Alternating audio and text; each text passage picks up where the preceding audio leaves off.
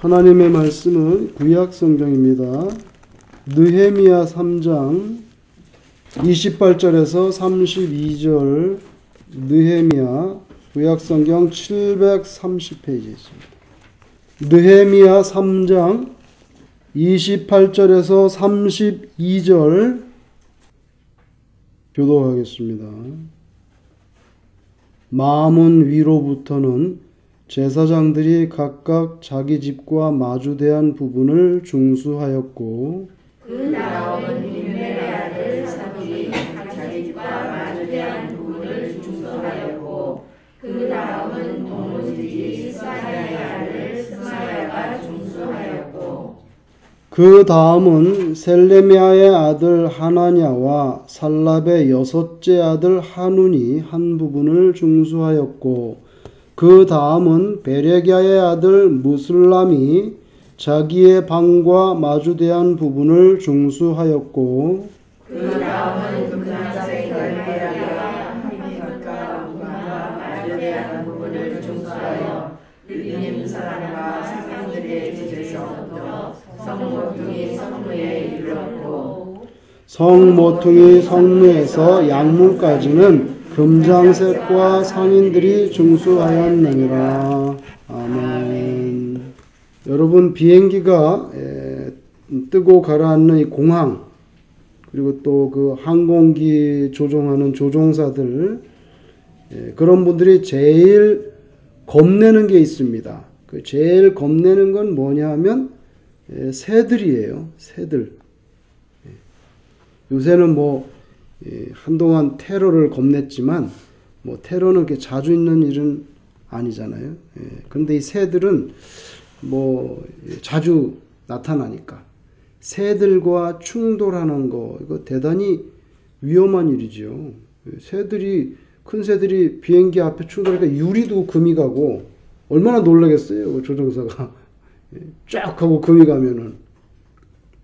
그래서 공항 관계자들, 또 항공기 조종사들이 실제로 제일 겁내는 거는 새를 만날까봐 제일 겁낸다는 거죠. 대단히 위험합니다. 어떨 때는 이 새들이 지나가다가, 여러분 그 날개에 보면 엔진이 막 돌아가잖아요. 엔진이 돌아가는데 새들이 그 엔진 속으로 이렇게 빨려 들어가는 수가 있어요.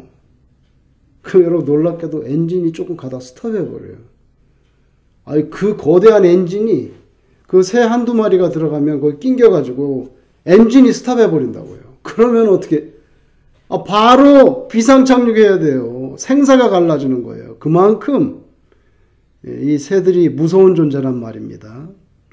작년 9월 달에 네덜란드의 암스테르담에 스히폴이라고 하는 공항이 있는데, 이 공항, 거기 활주로들이 있어요. 그런데 그 활주로 그 사이에 땅이 있잖아요. 활주들이 쫙 있으면 그 사이에 땅이 있는데, 그 4,800평 되는 들판에 거기에 돼지 20마리를 구해가지고 6주 동안 그 활주로 사이에 4,800평에 돼지 20마리를 6주 동안 풀어놓고, 그런 항공사의 프로젝트가 벌어졌어요. 그게 뭐냐면은 돼지 20마리를 구해가지고 거기다가 풀어놓는 이유는요, 거기가 사탕무밭이에요. 사탕무밭, 활주로 사이가. 그래서 사탕무 그거 추수하고 남은 찌끄러기들 있잖아요. 그 남은 작물을 돼지떼들이 먹어치우게 하려고 20마리를 구해가지고 6주 동안 거기다가 이렇게 말하자면 방목을 하는 거예요. 그러면 왜 그러냐? 돼지가 그거 남은 작물을 다 먹어치우면 거위들이, 또 새들이 그 밭에 와가지고 이제 그걸 먹는데, 그걸 먹을 거 없게 미리 다 먹어치우는 거예요. 그러면 새들이 오지 않을 것이다. 그러면 소위 이 bird strike, 새들이 항공기하고 이렇게 충돌하는 그런 사고가 줄어들 것으로 기대하기 때문입니다. 그만큼 새를 무서워하는 거예요. 잘못하면 비행기 추락하거나 불시착하면은 많은 사람이 인명피해가 나잖아요. 여러분, 돼지가 무슨 그런 대단한 일을 하겠는가, 이런 생각할 수 있지만, 사탕무밭에서 잔여물을 먹어치움으로 인해서 대형 항공기 사고를 사전에 예방하는 막중한 사명을 감당하는 거예요, 돼지들이. 굉장히 중요한 일이라는 거예요. 여러분, 겉으로 볼 때 뭐 대수롭지 않아 보이는 일들이지만, 근데 사실은 잘 들여다보면 그 기여도가 대단히 큰 경우들이 있다는 거예요. 뭐 허접스럽게 보이지만, 그러나 사실은 그것 때문에 생명이 보존되거나 안전이 도모되거나 뭐 하여튼 큰 기여도가 일어나는. 여러분, 한국에 가면 유명한 한강이 있지 않습니까? 오래전에 그 한강의 기원이 어디냐? 다큐멘터리 추적에 올라가니까 강원도 태백까지 가는 거예요. 강원도 태백에 검용서라고 하는 연못이 있는데, 거기에서 물이 한 방울 두 방울, 그게 시작돼가지고 강원도 태백에서부터 그 물방울이 시작돼가지고 한강이 되는 거를 찾아냈잖아요. 찾아냈어요. 그죠? 바로 작은 것들이 모여가지고 그렇게 큰 것이 되는 이치죠. 여러분, 한강이 없으면 어떻게 되겠어요? 한국에. 아이고, 경기 수도권을 다 커버하잖아요. 대단한 거죠. 거기서 식수도 나오는 거예요. 아주 오래전에 그 윗동네, 거기 그 윗동네로 수련회를 중고등부 데려갔는데, 물이, 강은 아닌데 하여튼 강만큼 큰데야. 그래서 물놀이를 하려고 애들 데리고 갔어요. 물이 너무 깨끗한 거예요, 정말. 세상에 그렇게 깨끗한 물을 처음 봤어요. 그래가지고 너무 물이 좋은 거예요. 여기가 좋다. 그래가지고 다 들어가지고 막 수영하고 그냥 수련회 가가지고 중고등부 애들 실컷 놀고 있는데 경찰이 와서 여기 청정지역에 수돗물 빼는 데라는 거예요. 수돗물 빼는 이거 뭐죠? 급수 1급수 여기 이거를 해서 수도로 들어가는 거예요. 상수도물 들어가는 건데 여기에서 수영. 몰랐지 우리는. 물이 너무 깨끗한 거예요. 그거 없으면은 어디서 상수도 빼겠어요. 그 기억이 나요. 그런데 그 태백 검용소 그 한 방울 두 방울 나오는 그 물이 그렇게 큰 강이 된다는 거죠. 1980년대부터 과학자들 사이에서 언급된 독특한 이론 중에 카오스 이론이라는 게 있어요. Chaos Theory라는 게 있는데, 이게 뭐냐면 천문 기상학자 중에 로렌츠라는 사람이 몇 가지 기상 조건들, 뭐 바람이 부냐, 구름이 꼈냐, 비가 오는가, 우박이 생기지, 이런 기상 조건들하고 운동, 물리학에서 나오는 운동 방정식하고 입력시켜가지고 앞으로 어느 지역의 기상이 어떻게 변하겠는가 예측하는 그런 모의 실험을 했어요. 근데 이 이론은 뭐냐면, 우리가 볼 때 아주 겉으로 무질서하게 보이는 어떤 자연현상들, 갑자기 뭐 먹구름이 낀다든지 뭐 바람이 분다든지, 우리가 볼 때는 무질서하게 보이는 그런 자연현상 속에는 우리가 미처 깨닫지 못하는 굉장히 정밀한, 우리가 몰라서 그렇지 다 나름대로 이유가 있다는 거예요. 정밀한 그런 질서 정연한 원칙들이 있어서 바람이 일어나고 구름이 끼고 눈도 오고 비도 오고 우박도 떨어진다는 거죠. 흔히 여러분 들어보셨을 거예요. 나비 효과라는 말로, 농담 같지만 나비 한 마리가 중국 북경에서 이게 나비가 이렇게 날개짓을 하면, 날개짓을 공기를 흔들면은 다음 달에 뉴욕에서 폭풍이 일어날 가능성이 있느냐? 이거 농담 같지만 그런 게 과학적으로 가능할 수 있다는 거예요. 나비가 이렇게 한 게 그게 뉴욕의 폭풍으로 올 수 있냐는 거예요. 어떤 혼돈같이 보이는, 근데 그런 것 속에 숨어있는 질서 정연한 자연현상을 밝혀낼 수 있는 가능성이 있는가. 나비 효과라는 말이 워낙 유명해지다 보니까 작은 일이 마침내 커다란 효과를 불러일으킬 수 있다는 그런 말. 나비가 이렇게 하면 뉴욕에 폭풍이 올 수 있는가. 뭐 이런 말로 빗대서 쓰입니다. 여러분, 친절한 말 한마디, 친절한 말 한마디, 뭐 그게 뭐 그리 대단하겠어요? 그런데 그 친절한 말 한마디가 그 집단 전체의 분위기를 바꿀 수 있다는 거죠. 반대로 나 자신의 그런 약간의 이기심이 있는 그런 사람들이 있으면 여러 사람들이 소갈이라고 마음에 고생을 할 수 있다는 거예요. 여러분, 친절한 그런 말 한마디가 어떤 경우에는 곧 자살하려고 작심하고 문을 열고 나가는 그런 사람의 마음을 바꿀 수도 있습니다. 그런 적도 있었어요. 한번. 무심코 인사를 했는데 나중에 그런 말이 들리는 거죠. 그죠? 그때 왜 전도사님 저에게 그렇게 인사를 하셨어요? 뭘 말하는 겁니까? 그때 교회 부엌, 뒷빌딩 부엌문에서 제가 나가는데 저한테 뭐라고 인사를 하셨잖아요. 그럴 수가 있는 거예요.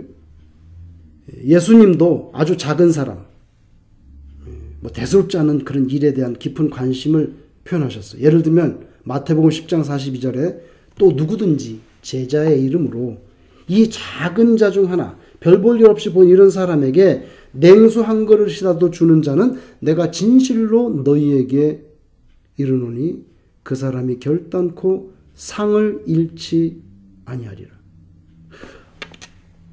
기억해 주겠다는 거예요. 냉수 한 그릇 베푸는 것 반드시 상을 주겠다. 여러분 뭐 별 볼 일 없는 사람에게 냉수 한 그릇 제공하는 거 굉장히 작은 일이지요. 작은 일이잖아요. 근데 하나님 앞에서는 그 작은 자가 결코 작지 않다는 걸 말하는 거예요. 그 작은 자같이 보이는 사람이 대단히 큰 사람일 수도 있고, 그리고 당신이 베푸는 냉수 한 그릇, 그게 그 작은 일이 확실히 큰 상을 받을 만한 일이라는 것을 예수님께서 말씀해 주셨어요. 한 어린아이가 내놓은 도시락이 있죠. 그죠? 물고기 2마리와 보리떡 5개입니다. 어머니가 싸준 도시락일 거예요. 떡만 먹으면 목 맥히니까 짭짤한 그런 생선 2마리를 같이 얹어준 거 아니겠어요? 떡만 먹으면 목 맥히니까. 그죠? 근데 그거 예수님께 가져왔어요. 작은 사람이고 작은 음식이지요. 그런데 어떻게 됐습니까? 남자만 5,000명을 먹이고 12광주리가 남는 기적의 사건이 바로 그 작은 아이, 바로 그 작은 떡과 생선에서 출발했잖아요. 작은 사람을 소중히 여겨야 된다는 말씀을 예수님이 얼마나 과격한 말로 표현했습니까?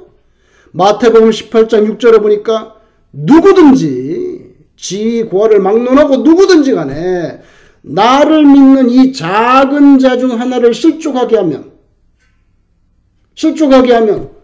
차라리 연자 맷돌이 그 목에 달려서 깊은 바다에 빠뜨려지는 것이 나으니라. 이게 얼마나 과격한 말입니까? 연자 맷돌이 뭡니까, 여러분? 이만한 돌덩어리예요. 당나귀들이나 이게 목에 묶어서 미는 그런 거대한 2개로 된 그 맷돌이 돌면서 이렇게 곡식을 갈잖아요. 그걸 목에다 묶어가지고 연못에 빠져 죽는 게 낫다는 거야, 네가. 다른 사람 실족시키면. 이게 얼마나 과격한 말씀입니까? 이게 얼마나 과격한 말씀입니까? 얼마나 주의 깊게 조심해서 살아야 되는지를 알 수가 있어요. 역사적으로 이스라엘이라는 나라는 참으로 환난과 고통이 많았죠.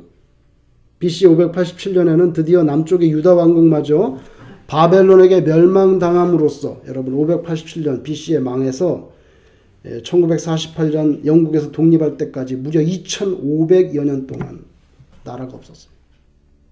대단하죠. 2500년 동안 나라가 없다가 나라가 생긴다는 게 무서운 사실이에요. 유대인들 2500년 이상 나라 없는 불쌍한 백성으로 전락했잖아요. 독립운동으로 가끔씩 뭐 마카비 혁명 이런 거 보면 잠깐 그렇게 뭐 독립을 조금 한 적도 있었지만 그 세월이 길지 않아요. 잠깐이에요. 한때 바벨론에서 귀환한 포로들이 힘을 합쳐가지고 무너진 예루살렘 성전을 재건하죠. 그리고 예루살렘 성곽을 다시 중수하는 일이 있었는데 바로 오늘 본문이 그 예루살렘이 있으면 예루살렘 성곽이 있잖아요. 성곽을 다시 세우는 일들에 대한 기록이에요.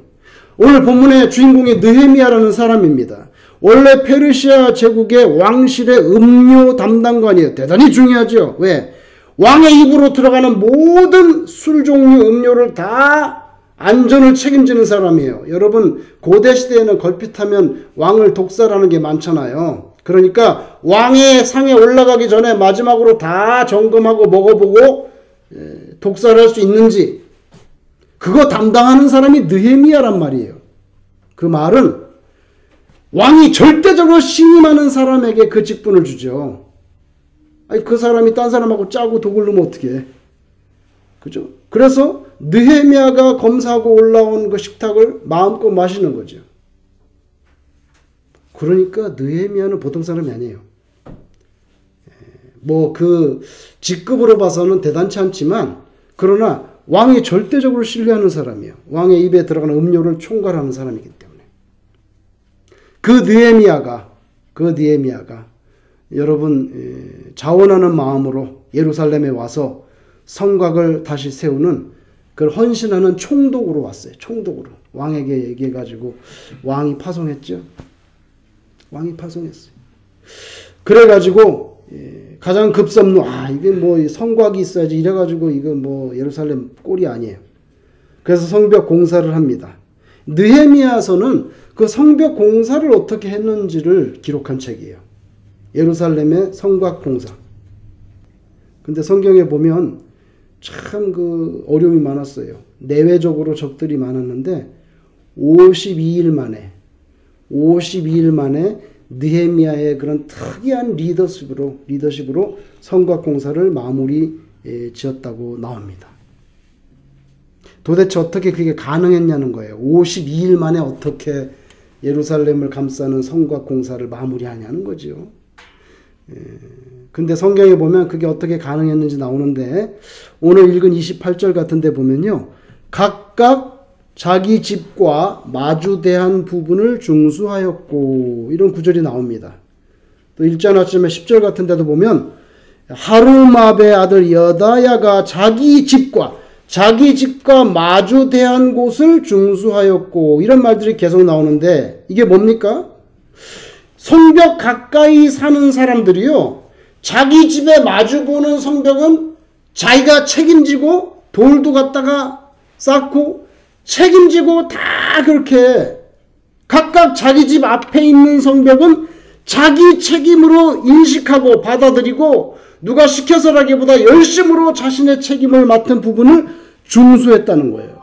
그래가지고 전부 한꺼번에 다 자기 집 앞을 하니까 52일 만에 완성이 될 수 있었던 거죠. 너나 할 것 없이 정성껏 사명감을 가지고 수고한 거죠. 이런 협조와 능동적인 봉사가 있었기 때문에 성벽이 52일 만에 재건되는 기적 같은 일이 일어났다는 거예요. 여기 작은 사람들 그리고 그 작은 일들이 정말 나비 효과 같은 그런 일을 해낸다 하는 것을 보게 됩니다. 여러분 하나님의 나라, 하나님의 뜻이 이루어지는 일에도 이렇게 저마다 자기가 맡은 작은 책임, 작은 섹션을 잘 감당함으로 큰 효과를 거두게 되는 줄로 믿습니다.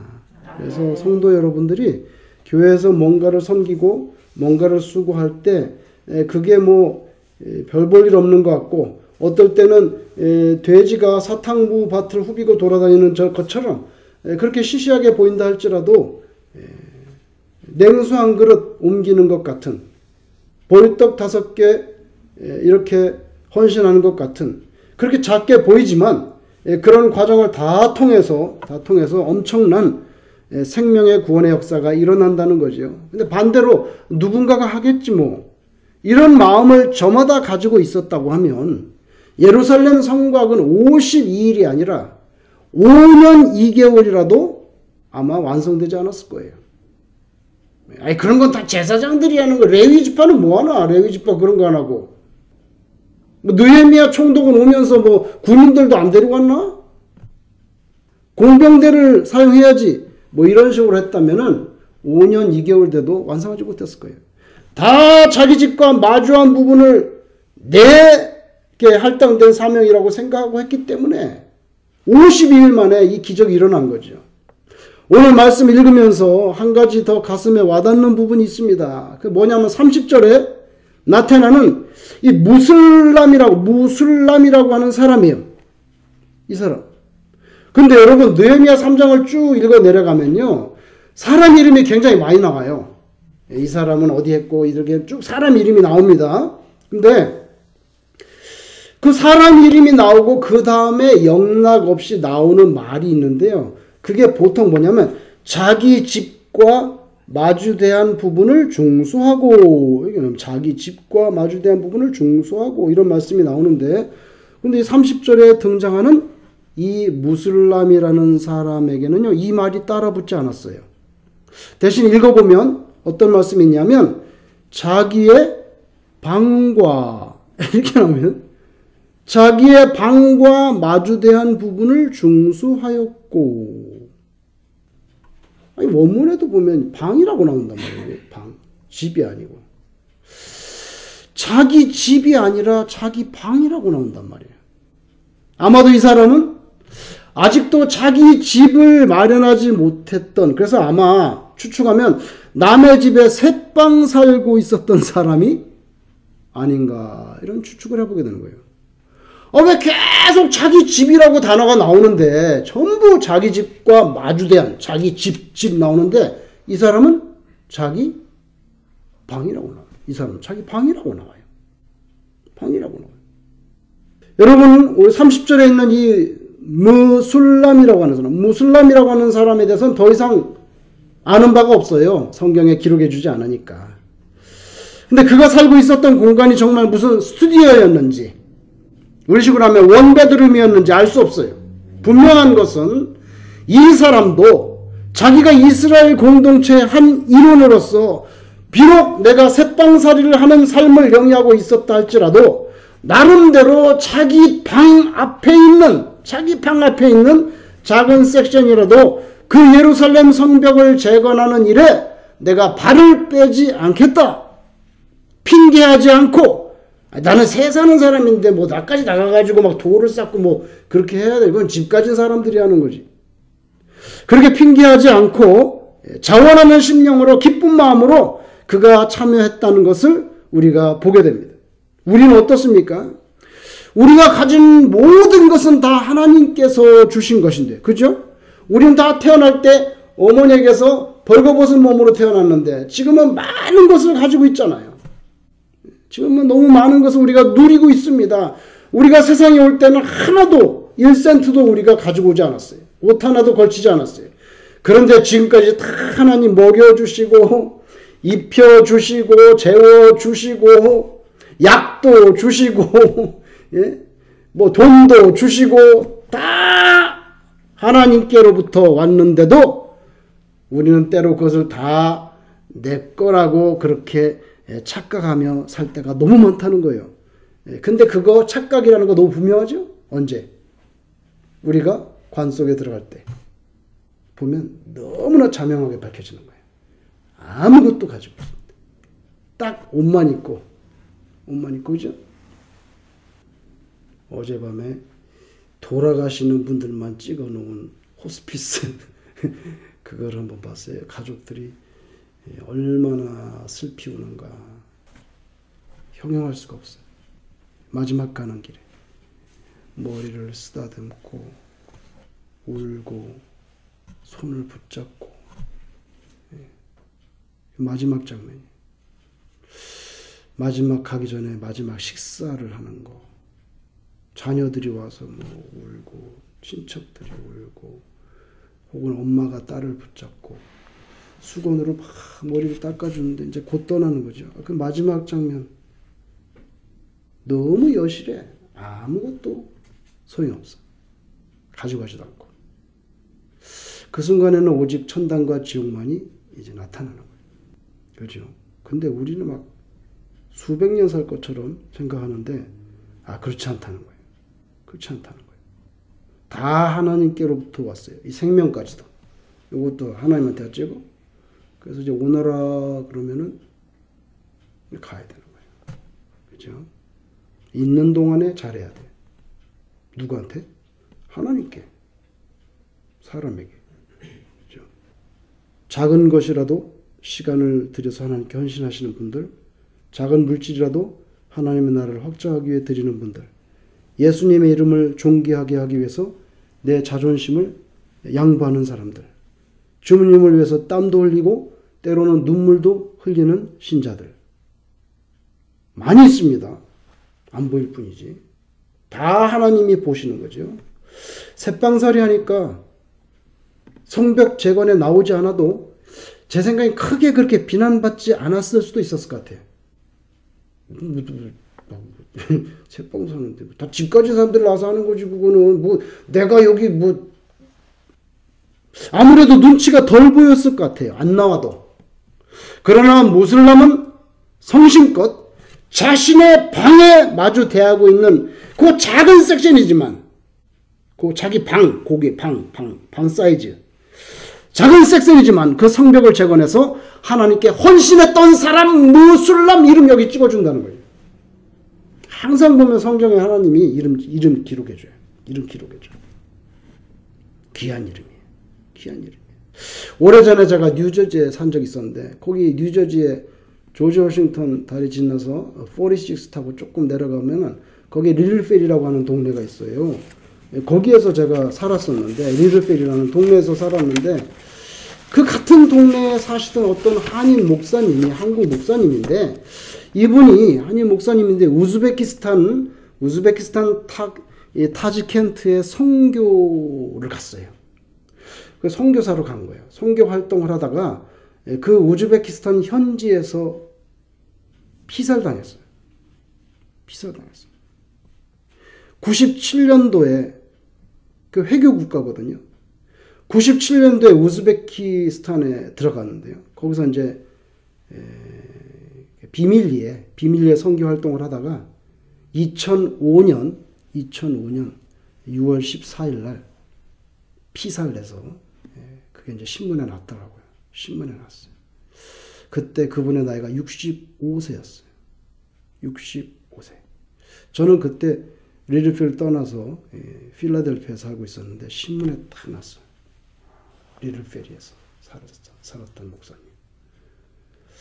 아직도 세계 곳곳에서는 순교가 계속해서 일어나는 거죠. 비유하자면 이런 분들의 헌신은 큰 자의 큰 일입니다. 우리가 그와 같이 큰 일을 하지는 못한다 할지라도 내 앞에 놓여 있는 내가 감당해야 되고 내가 주를 위해 헌신할 수 있는 작은 부분들, 무슬람이라면 내 방 앞에 있는 그 해야 될 목들, 그런 작은 부분들에 대해서 우리가 감사한 마음으로 기쁜 마음으로 주를 섬길 수 있기를 소원합니다. 새빵을 살았던 것으로 추측되는 무슬람을 기억하시면서 성령님께서 때로 여러분에게 감동하시는 주님의 일을 이렇게 감사한 마음으로 기쁜 마음으로 정성껏 감당하셔서 하나님께 큰 기쁨이 되는 그런 우리 살렘교회 성도님들 되시기를 주의 이름으로 축원합니다. 기도하겠습니다.